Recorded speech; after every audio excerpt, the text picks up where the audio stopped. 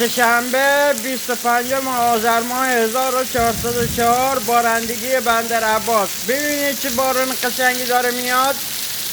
اینم از بارون 25 آذر که قرار بود بیاد. سه‌شنبه 25 آذر ماه طوفان تندی داره میاد. طوفان نوحی که گفته بودن داره میاد الان. اینم طوفان نوح. الان آب همه جا رو بر میداره. تا اگه قرار باشه اینجوری بارندگی ادامه بیابه، همون طوفان نوحی میشه که قرار بود باشه.